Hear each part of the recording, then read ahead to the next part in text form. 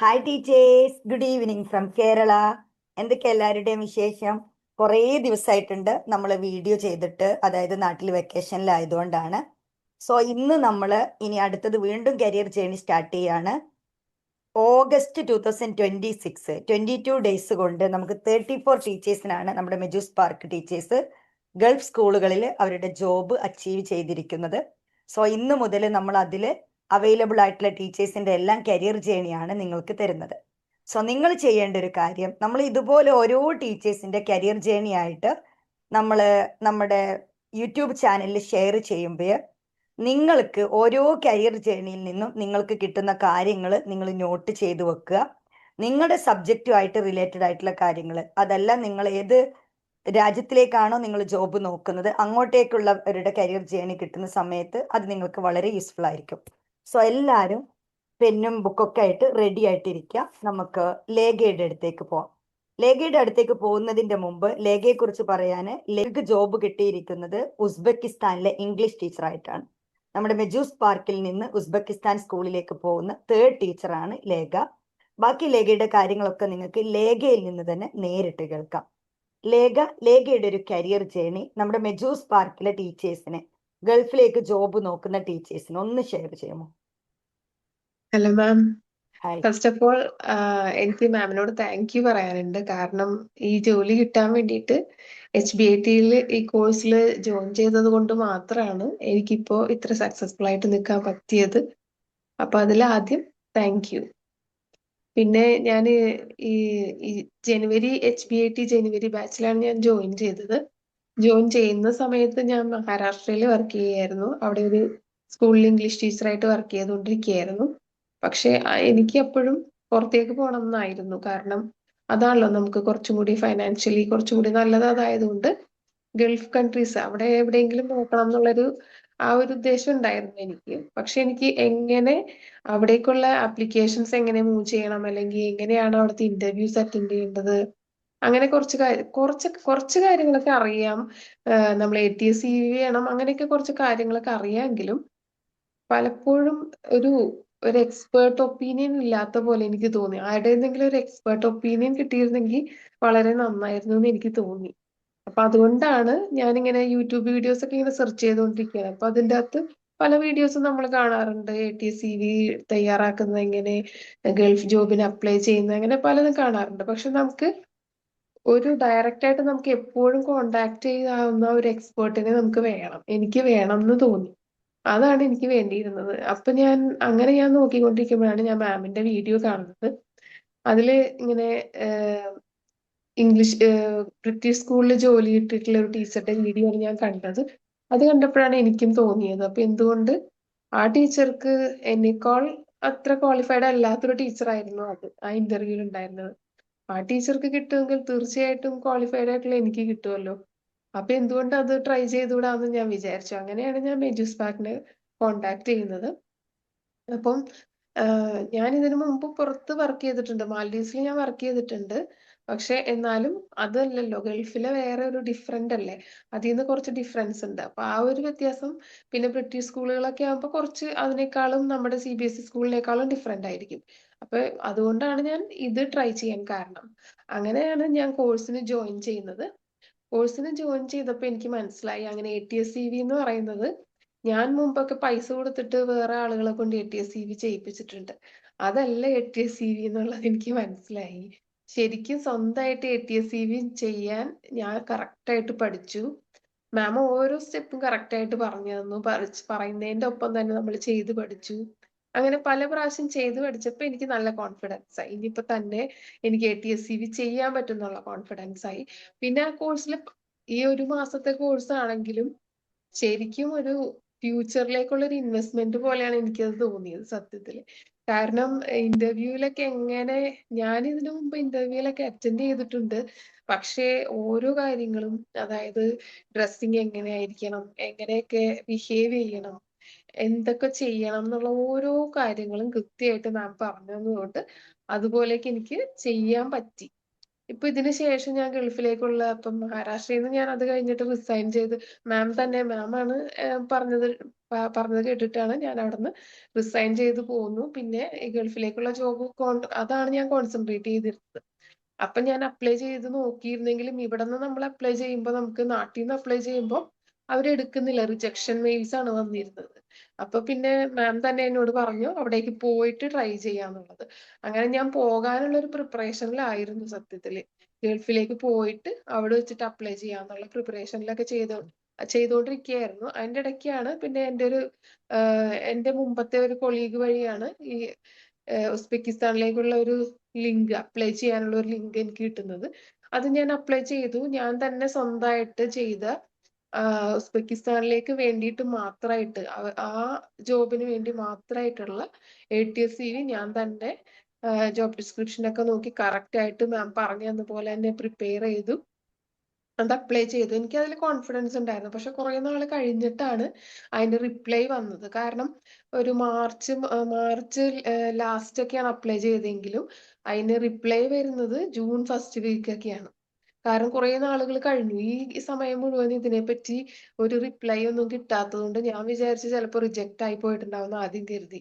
പക്ഷെ പിന്നെ എന്നെ പോലെ ഉസ്ബെക്കിസ്ഥാന്റെ ഇതൊക്കെ അപ്ലൈ ചെയ്ത ആൾക്കാരോടൊക്കെ ഞാൻ അന്വേഷിച്ചപ്പോൾ അവർക്കും ഒരു റിപ്ലൈയും ഒന്നും വന്നിരുന്നില്ല. അപ്പൊ ഞാൻ വീണ്ടും പഴയ പോലെ ഗൾഫിലേക്കുള്ളത് ആ ഒരു കോൺസെൻട്രേഷൻ അങ്ങോട്ടായി. അത് ഏകദേശം പോകാനൊക്കെ ഞാൻ റെഡിയായി നിൽക്കുകയായിരുന്നു. അപ്പോഴാണ് ഇവിടുന്ന് മെയിൽ വന്നത്, ആക്സെപ്റ്റ് ആയി, അവർ ആക്സെപ്റ്റ് ചെയ്തു, ആപ്ലിക്കേഷൻ ആക്സെപ്റ്റ് ചെയ്തിട്ടുണ്ട്, ഇന്റർവ്യൂവിനുള്ള ഡേറ്റ് നമ്മളാണ് കൊടുക്കേണ്ടത്. അങ്ങനെ പിന്നെ ആ ഒരു സ്റ്റെപ്പ് ബൈ സ്റ്റെപ്പ് ആയിട്ട് അവർ പറയുന്ന പോലെ തന്നെ അവർ നമുക്ക് മെയിൽ അയക്കും. ഇതിൻ്റെ അകത്ത് ഏജൻസ് ഒന്നുമില്ല, നമ്മൾ ഡയറക്റ്റ് ആയിട്ടാണ് ചെയ്യുന്നതെല്ലാം. വേറെ ഇതിന്റെ ഇടയ്ക്ക് വേറെ ആൾ വരുന്നില്ല. അപ്പൊ അത് എല്ലാം കറക്റ്റ് ആയിട്ട് അതുപോലെ ചെയ്തു. ഇന്റർവ്യൂല് മാം പറഞ്ഞിരുന്ന പോലെ എങ്ങനെ ഒരു ഇന്റർവ്യൂ ഫേസ് ചെയ്യണം എന്നുള്ള കാര്യം കറക്റ്റ് ആയിട്ട് ഞാൻ അതുപോലെ ഫോളോ ചെയ്തു. അതിന് മുമ്പൊക്കെ ഞാൻ പല ഇന്റർവ്യൂ ചെയ്തിട്ടുണ്ട്, പക്ഷെ ഒന്നും ഇത്രയൊന്നും വന്നിരുന്നില്ല. ഇത് പെർഫെക്റ്റ് ആയിരുന്നു. അങ്ങനെ ഇതില് പാസ്സായി. പിന്നെ എല്ലാം പടിപടിയായിട്ട് കൃത്യമായിട്ട് ജൂണിന് ശേഷമാണ്, ജൂലൈ ഒക്കെ ആയപ്പോഴാണ്, ജൂലൈ ഫസ്റ്റ് വീക്കിലൊക്കെയാണ് ഇന്റർവ്യൂ. ജൂലൈയിലൊക്കെ ലാസ്റ്റ് വീക്ക് ആയപ്പോഴാണ് പിന്നെ ഇന്റർവ്യൂ. പിന്നെ എല്ലാം പെട്ടെന്നായിരുന്നു. ഇന്റർവ്യൂല് പാസ്സായി. പിന്നെ പേപ്പർ വർക്കുകളൊക്കെ നമ്മള് ചെയ്യണമായിരുന്നു, അതൊക്കെ ചെയ്തു. ഇപ്പോ വിസ അടിച്ചു കിട്ടി. എനിക്കിപ്പോ പാസ്പോർട്ടിൽ വിസ അടിച്ചു കിട്ടി. ഇനിയിപ്പോ അടുത്ത ആഴ്ച. കൺഗ്രാറ്റുലേഷൻസ്. അതെ, താങ്ക് യു. എന്നാണ് ഫ്ലൈറ്റ് ടിക്കറ്റ് എപ്പോഴാണ് ഉസ്ബെക്കിസ്ഥാനിലേക്ക്? ഫ്ലൈറ്റ് സെപ്റ്റംബർ 7-ാം തീയതിയാണ് പോകുന്നത്. അന്നേക്കാണ് September flight ticket. 7th. Okay, കുറച്ച് ക്വസ്റ്റ്യൻസ് ചോദിക്കാനുണ്ട്. ഉസ്ബെക്കിസ്ഥാനിലേക്ക് പോകുമ്പോൾ ഇംഗ്ലീഷ് ടീച്ചേഴ്സിന് ഉസ്ബെക്കിസ്ഥാനിൽ ഇപ്പോൾ തേർഡ് ടീച്ചറാണ് മെജുസ് പാർക്കിന്ന് പോകുന്നത്. അപ്പൊ എന്തായിരുന്നു ക്വാളിഫിക്കേഷൻസ്? ലേഖയുടെ അവിടെ ക്വാളിഫിക്കേഷൻസ് എന്താ? എന്റെ qualification MA BEd in English ആണ്. പിന്നെ ഞാനിപ്പോ TESOL കോഴ്സ് ചെയ്തുകൊണ്ടിരിക്കുന്നുണ്ട്. അത് ഓൺലൈനായിട്ട് അത് ചെയ്തുകൊണ്ടിരിക്കുന്നുണ്ട്, ഓൺലൈനായിട്ട് ചെയ്തുകൊണ്ടിരിക്കുന്നുണ്ട്. ചെയ്തുകൊണ്ടിരിക്കുന്നുണ്ട്. ഉസ്ബെക്കിസ്ഥാനിലേക്കുള്ള ടീച്ചറുടെ ക്വാളിഫിക്കേഷൻ എന്ന് പറഞ്ഞാൽ ഏതെങ്കിലും ഒരു സബ്ജക്റ്റിന്റെ ഡിഗ്രിയും പിന്നെ TESOL സർട്ടിഫിക്കേഷനുമാണ് പറയുന്നത്. ഇനി ഇംഗ്ലീഷിലുള്ള ഡിഗ്രി ആണെന്നുണ്ടെങ്കിൽ TESOL സർട്ടിഫിക്കേഷൻ നിർബന്ധം പറയുന്നില്ല, എക്സ്പീരിയൻസ് ഉള്ളവർക്ക് അപ്ലൈ ചെയ്യാവുന്നതാണ്. അങ്ങനെയാണ് പറഞ്ഞിരുന്നത്. ഓക്കെ, നമ്മുടെ ടീച്ചേഴ്സിന്റെ അടുത്ത് പറഞ്ഞിട്ട് ടീച്ചേഴ്സ് നോട്ട് ചെയ്യുക. ഏതെങ്കിലും ഒരു ഡിഗ്രിയും ടെസോളും ഉള്ളവർക്ക് ഉസ്ബെക്കിസ്ഥാനിൽ ടീച്ചർ ആവാം. ഇംഗ്ലീഷ് ടീച്ചേഴ്സ് ആണെങ്കിൽ ഇംഗ്ലീഷിൽ തന്നെ ഡിഗ്രി ഉണ്ടെങ്കിൽ ടെസോള് നിർബന്ധമില്ല. ഇതാണല്ലോ ലേഖ പറയുന്നത്. ഇനി അടുത്തത്, മാർച്ചിൽ ആപ്ലിക്കേഷൻ കൊടുത്തു, ഇമെയിലിലൂടെയാണ് ആപ്ലിക്കേഷൻ കൊടുക്കുന്നത്, ഏജൻസി ഇല്ല എന്ന് പറഞ്ഞു. അപ്പൊ സ്കൂൾ വെബ്സൈറ്റിൽ നിന്ന് അങ്ങനെയാണോ ഇത് കിട്ടുന്നത്, അതോ അവര് ഗ്രൂപ്പായിട്ട് ടീച്ചേഴ്സിനെ ഇൻവൈറ്റ് ചെയ്യുമ്പോൾ അതിലേക്കാണോ ആപ്ലിക്കേഷൻ കൊടുത്തത്? എങ്ങനെയായിരുന്നു അത് ചെയ്തത്? അത് പല രീതിയിൽ അവര് ഈ ലിങ്ക് ഷെയർ ചെയ്യുന്നുണ്ട്. പല ലിങ്കുകൾ അവർ ഷെയർ ചെയ്യുന്നുണ്ട്. ഒന്ന് എനിക്ക് അവിടെ വർക്ക് ചെയ്യുന്ന ഒരു ടീച്ചർ ഷെയർ ചെയ്ത് തന്ന ലിങ്കാണ്. ആ ലിങ്കിൽ കൂടെയാണ് ഞാൻ അപ്ലൈ ചെയ്തത്. അപ്പോൾ അതല്ലാതെ പല ഏജൻസും ഇതെടുക്കുന്നുണ്ട്. അവരും പല ലിങ്കുകൾ പ്രൊവൈഡ് ചെയ്യുന്നുണ്ട്. പിന്നെ ഉസ്ബെക്കിസ്ഥാന്റെ എഡ്യൂക്കേഷൻ പോർട്ടലിൽ കൂടെയും അവർ ലിങ്ക് പ്രൊവൈഡ് ചെയ്യുന്നുണ്ട്. അതുവഴി അപ്ലൈ ചെയ്യാം. ഞാൻ കൊടുത്തത് എൻ്റെ ഒരു കൊളീഗായിരുന്ന ഒരു ടീച്ചർ ഷെയർ ചെയ്ത് തന്ന ലിങ്കിലാണ് ഞാൻ അപ്ലൈ ചെയ്തത്. അപ്പൊ അവരുടെ ഓപ്പണിംഗ് വരുന്ന സമയത്ത് അവരുടെ തന്നെ ജോബ് പോർട്ടൽ ഉണ്ട്, അതിലൂടെ നമ്മുടെ ടീച്ചേഴ്സിന് ആപ്ലിക്കേഷൻ കൊടുക്കാവുന്നതാണ്. അതെ, അവരുടെ എഡ്യൂക്കേഷൻ മിനിസ്ട്രിയുടെ വെബ്സൈറ്റിൽ കൂടെ അപ്ലൈ ചെയ്യാവുന്നതാണ്. ഓക്കെ. ഇനി അവര് ഇമെയിലാണല്ലോ സെൻഡ് ചെയ്തത് ഇന്റർവ്യൂവിന് വേണ്ടിയിട്ട്. അതെ, ഇന്റർവ്യൂ എത്ര മിനിറ്റ് ഉണ്ടായിരുന്നു? ഇന്റർവ്യൂ 10 മിനിറ്റ് ഉണ്ടായിരുന്നേ ഉള്ളൂ. 10 ഒരു 10 മിനിറ്റ്. മിനിറ്റ്സ് ആണ് അവർ ഇന്റർവ്യൂ ചെയ്തത്. അത് അതെ, കഴിഞ്ഞിട്ട് ഡെമോൺസ്ട്രേഷൻ സെയിം ഡേ ആയിരുന്നോ, അതോ പ്രിപ്പയർഡ് ഡെമോ ആയിരുന്നോ, അതോ ഓൺ ടൈം ഡെമോ ആയിരുന്നോ, ഇല്ല, എങ്ങനെയായിരുന്നു? ഡെമോൺസ്ട്രേഷൻ ഉണ്ടായിരുന്നില്ല. ഇന്റർവ്യൂ ഡെമോൺസ്ട്രേഷൻ മാത്രമേ ഇല്ല, ഉണ്ടായിരുന്നുള്ളൂ. അവര് നമ്മുടെ CV നോക്കുന്നു, എക്സ്പീരിയൻസ് കാര്യങ്ങളെല്ലാം നോക്കുന്നു. അപ്പൊ വളരെ ഈസിയാണ് അല്ലേ? അതെ, CV ആണ് ഏറ്റവും ഇമ്പോർട്ടന്റ് ആയിട്ടുള്ള കാര്യമായിട്ട് എനിക്ക് തോന്നിയത്. കാരണം CV ഉസ്ബെക്കിസ്ഥാനിൽ. സെലക്ട് ആയിട്ടുണ്ടെങ്കിൽ പിന്നെ ഇന്റർവ്യൂ ഈസിയാണ്. ബാക്കിയുള്ള പ്രോസസ്സ് പിന്നെ പേപ്പർ സബ്മിഷൻ മാത്രമേ ഉള്ളൂ നമുക്ക്. പക്ഷെ CV കറക്റ്റ് ആയിരിക്കണം. അത് ATS എന്ന് പറഞ്ഞാൽ കറക്റ്റ് ATS CV മാത്രമേ എടുക്കുകയുള്ളൂ. പെർഫെക്റ്റ് ആയിട്ട് അത് ചെയ്തിരിക്കണം. അതെ, അല്ലാത്തതെല്ലാം റിജക്റ്റ് ആയി പോകുന്നുണ്ട്. അത് കറക്റ്റ് ആയിട്ട് ഓട്ടോമാറ്റിക് തന്നെയാണ്. അപ്പൊ ഓക്കെ. അതുകൊണ്ട് അതിൽ നമ്മള് കീവേഡ്സ് നോക്കിയിട്ട് അതെ, അതിനനുസരിച്ചാണ് അതിൽ സെലക്ഷൻ കിട്ടിയിട്ട് പോകുന്നത്. മാം പഠിപ്പിച്ചു തന്ന ATS CV എന്താണോ അത് മാത്രമേ അവിടെ എടുക്കുന്നുള്ളൂ. അല്ലാതെ അതിനെ അങ്ങ് ATS CV ഫോളോ എന്ന് ചെയ്യാം. പറഞ്ഞിട്ട് പുറത്തുനിന്ന് ഞാൻ തന്നെ എൻ്റെ ഒരു ഫ്രണ്ട് ഞാൻ മുമ്പ് ഒരു CV പുറത്തുനിന്ന് പൈസ കൊടുത്ത് ATS CV ചെയ്യിപ്പിച്ചിരുന്നു. അവിടെ പൈസ വേറെ വേറെ എന്തെങ്കിലും നമ്മുടെ വ്യൂവേഴ്സിന്റെ അടുത്ത്, അതുപോലെ ടീച്ചേഴ്സിന്റെ അടുത്ത്, ഗൾഫിലേക്ക് ജോബ് നോക്കുന്ന സമയത്ത് ഒരുപാട് ആളുകൾക്കുള്ള ടെൻഷന്, ഒന്നുകിൽ നമ്മുടെ ഇംഗ്ലീഷ് കമ്മ്യൂണിക്കേഷന്, ഉം, അത് സബ്ജക്ട് ഇംഗ്ലീഷ് ടീച്ചേഴ്സിനാകുമ്പോൾ കുറച്ച് ലാംഗ്വേജ് അവർ നോക്കാറുണ്ട്, അതെ, അതില്ലെങ്കിൽ കരിയർ ഗ്യാപ്പ് കാര്യങ്ങളൊക്കെ. അപ്പോൾ ഇതുപോലെ നാട്ടിൽ നിന്ന് ഗൾഫിലേക്ക് ആപ്ലിക്കേഷൻ കൊടുത്ത് അങ്ങനെ ജോബ് കിട്ടിയ ഒരാളാണല്ലോ ഇപ്പൊ ലേഖ. ഇതിൽ അതെ, ലേഖ ഈ ഒരു ജോബ് നോക്കുന്ന സമയത്ത് നമുക്ക് കുറച്ച് തടസ്സങ്ങളൊക്കെ നമുക്ക് ഉണ്ടായിട്ടുണ്ടാവും അല്ലെ? അതെ. ബുദ്ധിമുട്ടുണ്ടായിട്ടുണ്ടാവും, ചിലപ്പോൾ നമുക്ക് ഭയങ്കര ടെൻഷൻ വരും, എന്താ എനിക്ക് മാത്രം ജോബ് കിട്ടാത്തെ. അങ്ങനെ ലേഖ ഫേസ് ചെയ്ത എന്തെങ്കിലും കാര്യങ്ങൾ ഉണ്ടായിരുന്നോ? ഇവർക്ക് എന്തെങ്കിലും ഒന്ന് ഷെയർ ചെയ്യാണ്ടോ? എനിക്ക് തോന്നിയിട്ടുള്ള ഒരു കാര്യം എന്ന് വെച്ചാൽ ഗൾഫിലേക്കുള്ള ജോബ് ആപ്ലിക്കേഷൻസ് ഞാൻ അയക്കുമ്പോൾ ഞാൻ ഉം. കുത്തിയിരുന്ന് അയച്ചിരുന്നു. ഓരോ ആപ്ലിക്കേഷൻ അയക്കുക, ഒരു സ്കൂളിന്റെ വെബ്സൈറ്റിൽ കയറിയിട്ട് നമ്മൾ കരിയർ നോക്കിയിട്ട് ഇങ്ങനെ അപ്ലൈ ചെയ്യുന്നതിന് ഒരുപാട് സമയം എടുക്കുന്ന ഒരു ജോലിയാണ്. എന്ന് വെച്ചാൽ ഒരു സ്കൂളിലേക്ക് ഒരു ആപ്ലിക്കേഷൻ അയക്കണമെങ്കിൽ തന്നെ ഒരു 2 മണിക്കൂർ, 2 മണിക്കൂർ എങ്ങനെ പോയാലും വേണ്ടി വരും നമുക്ക്. അപ്പൊ അത്രയും നമ്മൾ ഇതൊക്കെ ചെയ്തിട്ടും നമ്മൾ നാട്ടിൽ നിന്ന് അയക്കുമ്പോൾ അവർ അക്സെപ്റ്റ് ചെയ്യാത്ത പോലെ എനിക്ക് തോന്നിയിട്ടുണ്ട്. അപ്പൊ ഞാൻ എൻ്റെ പല ഫ്രണ്ട്സും ഗൾഫിൽ വർക്ക് ചെയ്യുന്ന പല ഫ്രണ്ട്സിനോട് ഞാൻ ചോദിച്ചപ്പോഴും അവരും പറഞ്ഞത് അത് തന്നെയാണ്. നമ്മൾ നാട്ടിൽ നിൽക്കുമ്പോൾ സ്കൂളിൽ നിന്ന് നമുക്ക് ഡയറക്റ്റ് ആയിട്ട് അവർ നാട്ടിൽ നിന്ന് അവർ എടുക്കുമെന്ന് തോന്നുന്നില്ല. ഇപ്പൊ ഉസ്ബെക്കിസ്ഥാന്റെ കാര്യം അവർ നാട്ടിൽ പുറത്തുള്ളവരെ എടുക്കുന്നുണ്ട്. അവരുടെ ഒരു പോളിസി അതാണ്, പുറത്തുനിന്നുള്ള ടീച്ചേഴ്സിനെ കൊണ്ടുവരാന്നുള്ളത്. അതുകൊണ്ട് ഡയറക്റ്റ് ആയിട്ട് നമുക്ക് നാട്ടിൽ നിന്ന് അപ്ലൈ ചെയ്യാം. പക്ഷെ ഗൾഫിലേക്കൊക്കെ ആകുമ്പോൾ നമ്മൾ ഗൾഫിൽ ചെന്നിട്ട് അവിടെ വിസയിൽ നിൽക്കുമ്പോൾ, ഇപ്പം ഹസ്ബൻഡ് വർക്ക് ചെയ്യുന്നവരോ അല്ലെങ്കിൽ അങ്ങനെ നമുക്ക് വിസ ഉണ്ടെങ്കിൽ ജോലി കിട്ടാൻ ഈസിയാണ്. ഇപ്പൊ വിസ ഉള്ള ഒരാളും വിസ ഇല്ലാത്ത ഒരാളും ഒരേ സമയം ഒരു സ്കൂളിലെ ആപ്ലിക്കേഷൻ കൊടുത്തു കഴിഞ്ഞാൽ വിസയുള്ള ആൾക്ക് അവർ കൊടുക്കുകയുള്ളൂ ജോലി. അതെ, അങ്ങനെ അതങ്ങനെയാണ്. എനിക്ക് അങ്ങനെ എനിക്ക് തോന്നിയിട്ടുണ്ട്. അതൊരു അതായത് അപ്പൊ നാട്ടിൽ നിന്ന് അപ്ലൈ ചെയ്യുന്നവർക്ക് അതൊരു ബുദ്ധിമുട്ടാണ്. കിട്ടുന്നുണ്ട്, വളരെ കുറച്ച് പേർക്ക് കിട്ടുന്നുണ്ട്. പക്ഷെ ഉസ്ബെക്കിസ്ഥാന്റെ കാര്യത്തിൽ നമുക്ക് നാട്ടിൽ നിന്ന് അപ്ലൈ ചെയ്യാവുന്നതാണ്. ഗൾഫിലെ പെട്ടെന്ന് ജോലി കിട്ടാനുള്ള ചാൻസ് ഉണ്ട് എത്രത്തോളം അല്ലേ? നാട്ടിൽ നിന്ന് അപ്ലൈ ചെയ്താൽ കിട്ടുമെന്ന് എനിക്ക് അറിയില്ല. ഒരു എനിക്ക് B.Ed മനസ്സിലായി. ചോദിക്കുന്നുണ്ട്, പ്രത്യേകിച്ച് B.Ed ചോദിക്കുന്നുണ്ടായിരുന്നോ ഇല്ല, ഉസ്ബെക്കിസ്ഥാനിൽ? ഉസ്ബെക്കിസ്ഥാന്റെ ജോബിന് അവർ BEd ചോദിക്കുന്നില്ല. ഡിഗ്രി ടീസോളാണ് മാത്രം ടീസോൾ. മതി. അതെ, ഡിഗ്രിയും ടീസോളും അതാണ് ഡിഗ്രി പറയുന്നത്. ടിസോൾ. ടീസോൾ അല്ലെങ്കിൽ പിന്നെ ഇംഗ്ലീഷിൽ തന്നെ ഡിഗ്രി ആയിരിക്കണം, എക്സ്പീരിയൻസ് ഉണ്ടായിരിക്കണം, ടീച്ചിങ് എക്സ്പീരിയൻസ്. ഒന്നും കൂടെ അത് നമ്മൾ ടീച്ചേഴ്സിനോട് പറയാണ്, ഏതെങ്കിലും സബ്ജക്റ്റിൽ ഡിഗ്രി ഉള്ളവരാണെങ്കിൽ നിങ്ങൾക്കാണ് തിസോൾ അവർ നോക്കുന്നത്. അതല്ല ഇംഗ്ലീഷിൽ ഡിഗ്രി ഉള്ളവരാണെങ്കിൽ നിങ്ങൾക്ക് ആ ടെൻഷനും വേണ്ട. തിസോളോ B.Edോ ഇല്ലെങ്കിലും നന്നായിട്ട് ഒരു ATS CV ചെയ്യുന്നു, നന്നായിട്ട് പെർഫോം ചെയ്താൽ നിങ്ങൾക്ക് ഉസ്ബെക്കിസ്ഥാനിൽ എന്താണ് ഫ്രീ ആയിട്ട് വിസയും ടിക്കറ്റും കിട്ടിയിട്ട് പോകാൻ പറ്റും. ഇപ്പൊ വിസയും കാര്യങ്ങളൊക്കെ അവർ തന്നെ ഫ്രീ ആയിട്ട് സെൻഡ് ചെയ്തു. പക്ഷെ വിസയ്ക്ക് ടിക്കറ്റ് ഒരു ഇപ്പൊ ഫീസ് നമ്മുടെ ഉണ്ട്. കയ്യിൽ നിന്ന് എടുക്കുക. മുമ്പ് പോയ അതെ, ടീച്ചേഴ്സ് അങ്ങനെ പറഞ്ഞിട്ടുണ്ടായിരുന്നു. ഇപ്പൊ നമ്മൾ അതെ, പേ ചെയ്യും, അവിടെ ചെന്നിട്ട് അവർ സാലറി തരുന്ന സമയത്ത് അതിന്റെ കൂടെ അത് നിങ്ങൾക്ക് തിരിച്ചു തരുന്നാണ് പറഞ്ഞിട്ടുണ്ടായിരുന്നത്. അതെ. എങ്ങനെയായിരുന്നു ലേഖയുടെ ഒരു കാര്യം? ഇതുപോലെ തന്നെയാണോ? വിസയ്ക്ക് ഒരു ഫീസ് ഉണ്ട് മാം. വിസയ്ക്ക് ആ. നമ്മള് ആ. ഉസ്ബെക്കിസ്ഥാന്റെ എംബസിയിലോട്ട് നമ്മൾ പാസ്പോർട്ട് കൊറിയർ അയച്ചു കൊടുക്കുകയാണ് ചെയ്യുന്നത്. അപ്പൊ ഉം. കൊറിയർ അയച്ചു കൊടുക്കുമ്പോൾ അതൊരു ഏജന്റ് വഴിയാണ് നമ്മൾ ചെയ്യുന്നത്. അതിപ്പോ ഉം. അല്ലാതെ ഏജൻസി അല്ലാതെ നമുക്ക് നേരിട്ട് ചെന്നും ചെയ്യാൻ പറ്റും. നമ്മൾ നേരിട്ട് ഡൽഹിയിൽ പോയിട്ട് ചെയ്യാം. പക്ഷെ എങ്ങനെ പോയാലും ഒരു 32,500 രൂപ വിസ ഫീസ് അവിടെ ഡൽഹിയിലെ എംബസിയിൽ അടയ്ക്കണം നമ്മൾ. അവിടെ ചെന്ന് വിസ അടിക്കുന്നതിനുള്ള ഫീസ് അതാണ്. അത് നമ്മൾ എന്തായാലും നമ്മളെ കയ്യിൽ നിന്ന് ചെലവാകും. നമ്മൾ തന്നെ പേ ചെയ്യണം, അത് സ്കൂൾ തരുന്നില്ല? ഇല്ല, അത് നമ്മൾ പേ ഓക്കെ. ചെയ്യണം. പിന്നെ ടിക്കറ്റ് നമ്മൾ അതിന് ശേഷം എടുത്തിട്ട് ടിക്കറ്റ് നമുക്ക് റീംബേഴ്സ് ചെയ്ത് കിട്ടും എന്നാണ് അറിഞ്ഞത്. അപ്പൊ ഈ ഒരു പ്രോസസ്സിൽ ആപ്ലിക്കേഷൻ കൊടുത്ത് അവര് വിസ സെൻഡ് ചെയ്തു, സ്റ്റാമ്പിങ് മറ്റു കാര്യങ്ങളൊക്കെ ഒരു ഏജൻസിക്ക് കൊടുത്ത് എല്ലാം അവരാണ് പെർഫെക്റ്റ് ആക്കി തന്നത്. എന്ന് വെച്ചാൽ ഈ സ്റ്റാമ്പിങ് മാത്രം, അല്ലെങ്കിൽ ഇപ്പൊ ഞാൻ ഈ ഏജന്റിന് കൊടുത്ത് കൊറിയർ അയച്ചിട്ട് ഒരു ഏജന്റിന് കൊടുത്തിട്ട് അവര് ഡൽഹിയിൽ വെച്ചിട്ട് എന്റെ പാസ്പോർട്ട് അവിടെ എംബസിയിൽ കൊടുത്തു, വിസ അടിച്ചു, എനിക്ക് കൊറിയർ അയച്ച് തിരിച്ച് അയച്ചു തന്നു. അതാണ് ചെയ്യുന്നത്. അപ്പൊ അത് ചെയ്യുന്നതിന് അവർക്കൊരു 4000 രൂപയുടെ ഒരു ഫീസും പിന്നെ നമ്മുടെ വിസ ഫീസും കൂടിയാണ് കൊടുക്കുന്നത്. പിന്നെ അല്ലാന്നുണ്ടെങ്കിൽ അത് കൊടുത്തില്ല എങ്കിൽ ഞാൻ നേരിട്ട് ഡൽഹിയിൽ പോകണമായിരുന്നു. ഞാൻ ഡൽഹിയിൽ പോയിട്ട് എനിക്ക് നേരിട്ട് അത് ചെയ്യാം. അങ്ങനെയാണെങ്കിൽ വിസ ഫീസ് മാത്രം 32,500 രൂപ വിസ ഫീസ് മാത്രം അടച്ച് എനിക്ക് നേരിട്ട് എന്റെ വിസ പാസ്പോർട്ടിൽ സ്റ്റാമ്പ് ചെയ്ത് തരുമായിരുന്നു. അതിലും നല്ലത് ഇങ്ങനെ കൊടുക്കുന്ന ഒരു 4000 കൊടുക്കേണ്ടുള്ളൂ. അത് അവർക്ക് ഓൾറെഡി അറിയുന്ന കാര്യല്ലേ. സോ അതെ. 32,500 പ്ലസ് 4000 ടോട്ടൽ ഒരു 35,000, 36,500 ആണ് കോസ്റ്റ് വരുന്നത്. പിന്നെ പിന്നെ കൊറിയർ ടിക്കറ്റിന് എങ്ങനെയാണ് അങ്ങോട്ടുള്ള ടിക്കറ്റ് പ്രൈസ് എങ്ങനെയാണ് വരുന്നത്? കാരണം ഒന്നും ടിക്കറ്റ് അറിയാത്തവർക്ക് വേണ്ടിയിട്ടാണ്. അവിടുന്ന് അവർ തരുമെങ്കിലും നമ്മൾ ഇപ്പൊ ഇത് പേ ചെയ്യണല്ലോ, നമ്മുടെ കയ്യിൽ നിന്ന് ക്യാഷ് കൊടുക്കണല്ലോ. എത്ര ക്യാഷ് വരുന്നുണ്ട് ഉസ്ബെക്കിസ്ഥാനിലേക്ക് ഒരു ടിക്കറ്റ് ഇപ്പൊ പ്രൈസ്?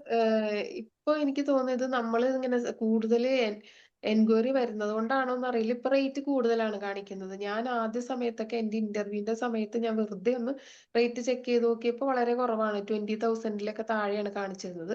പക്ഷെ ഞാൻ ബുക്ക് ചെയ്തപ്പോ 40,000 ഒക്കെ ആയി. 40,000 അവിടെ താഷ്കെൻഡിലാണല്ലോ നമ്മൾ ചെല്ലുന്നത്. അവിടുന്ന് പിന്നെ നമ്മൾ ജോലി ചെയ്യുന്ന സ്ഥലത്തേക്ക് വീണ്ടും ദൂരമുണ്ട്. അപ്പൊ അവിടേക്ക് വീണ്ടും നമ്മൾ ട്രാവൽ ചെയ്യേണ്ടി വരും. അപ്പൊ അതും ചിലപ്പോൾ ഫ്ലൈറ്റ് ടിക്കറ്റോ അല്ലെങ്കിൽ ട്രെയിൻ ടിക്കറ്റോ ഒക്കെ അതും എടുക്കേണ്ടി വരും. അത് നമ്മൾ തന്നെ ആ കോസ്റ്റ് നമ്മൾ ഇപ്പൊ എടുക്കണം. അപ്പൊ എനിക്ക് അപ്പൊ ഒരു ടോട്ടൽ ഇപ്പൊ 36,500 പ്ലസ് ഒരു 40, അത് പിന്നെ ടിക്കറ്റ് ചീപ്പായിട്ടും കിട്ടാനുണ്ട്. ഇപ്പൊ കിട്ടും. 40,000 ആയതാന്നാണ് പറഞ്ഞത്. അപ്പൊ എന്നാലും ഒരു 60-75,000 അടുത്ത് ലേഖയ്ക്ക് കിട്ടിയ ഈ ജോബിന് പോകുമ്പോ നമുക്ക് വരുന്നുണ്ട്.